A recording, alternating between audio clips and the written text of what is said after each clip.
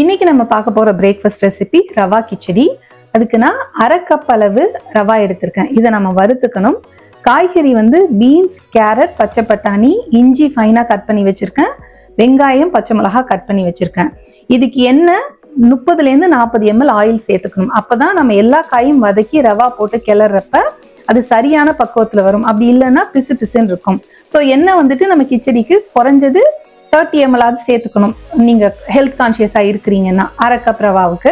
இப்போ நாம preparation start பண்ணிடலாம். முதல்ல நான் ரவாவை நல்லா வறுத்து எடுத்துக்க போறேன்.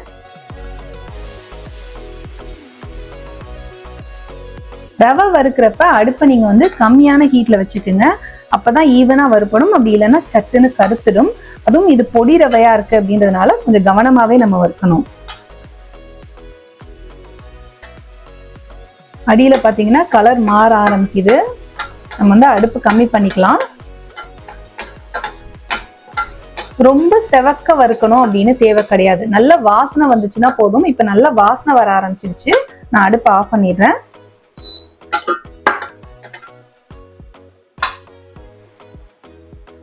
இப்ப நம்ம முதல்ல ஆட் பண்ணப்ப இருந்த கலருக்கும் இப்போ உள்ள கலருக்கும் உங்களுக்கு டிஃபரன்ஸ் தெரியும். இந்த அளவு வறுத்தோம்னா போதும். இப்ப நான் இதை வேற ஒரு தட்டுக்கு மாத்திக்கிறேன்.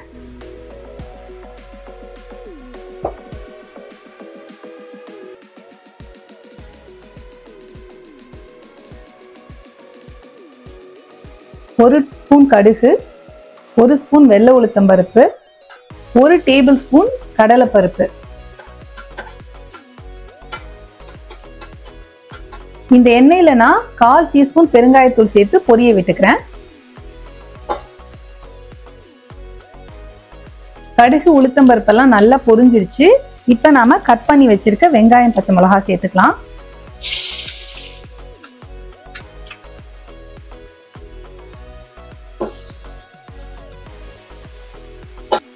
வெங்காயம் மதக்கிறப்பவே இஞ்சி சேர்த்துக்கிறேன்னா, இஞ்சி வந்து பாத்தீங்கன்னா ஃபைனா கட் பண்ணது 1/2 டீஸ்பூன் சேர்த்திருப்பேன்.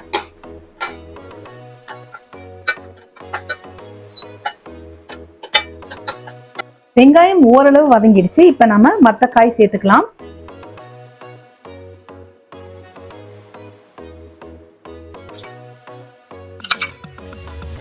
கால் cup beans, 1/4 cup carrot, 1/4 cup பச்சை பட்டாணி சேர்த்திருக்கேன்.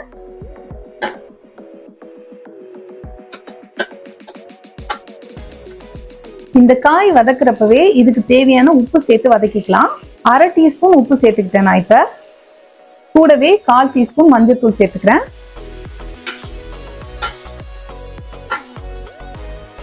இதை நாம மூடி போட்டு ஒரு 2 நிமிஷம் வேக வச்சுக்கலாம். நான் இன்னும் தண்ணி சேர்க்கல. எண்ணெயில வதக்கிட்டு அப்படியே மூடி போட்டிருக்கேன். இந்த எண்ணெயிலே இந்த காய்கறி ஒரு 2 நிமிஷம் வேகட்டும். இந்த காய்கறி எல்லாம் எண்ணெயில ஓரளவு குக் ஆயிட்டு இப்ப நான் என்ன பண்ண போறேன்னா, ஏற்கனவே வறுத்து வச்சிருக்கிற ரவையை இந்த காயோட சேர்த்து நல்லா கலந்து விட்டுக்க போறேன்.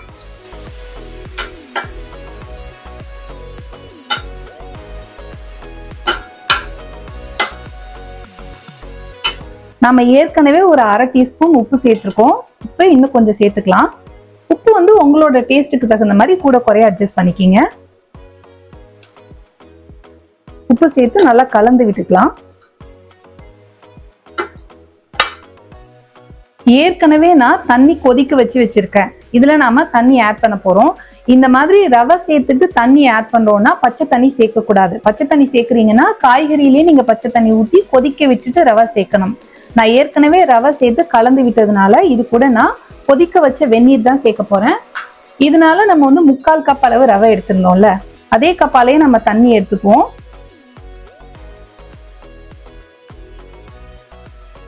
1 கப் அளவு நான் ரவை எடுத்திருந்தேன். காய்கறி எல்லாம் நம்ம சேர்த்திருக்கிறதுனால 1க்கு 2 அளவு நான் தண்ணி சேர்த்துட்டேன். தண்ணி சேர்த்து கலந்து விட்டுக்குவோம். நாம தண்ணி ஊத்தினோடனே பாருங்க டக்குன்னு குக்காய் வந்துருச்சு. ரவை மட்டும் சட்டுன்னு வெந்துடும்.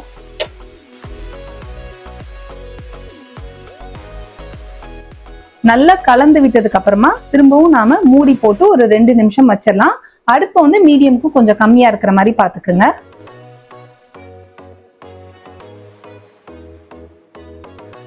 நல்லா வெந்து வந்துருச்சு பாருங்க.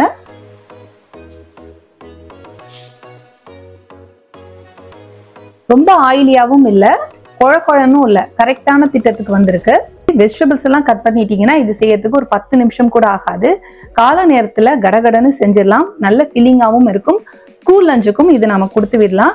ஸ்கூலுக்கு பசங்களுக்கு கொடுத்து விடுறீங்கன்னா பச்சை மிளகாவை நீட்டமா கட் பண்ணுங்க. இல்லைன்னா பீன்ஸ்க்கும் பச்சை மிளகாவுக்கும் பசங்களுக்கு வித்தியாசம் தெரியாது சாப்பிட்றப்ப.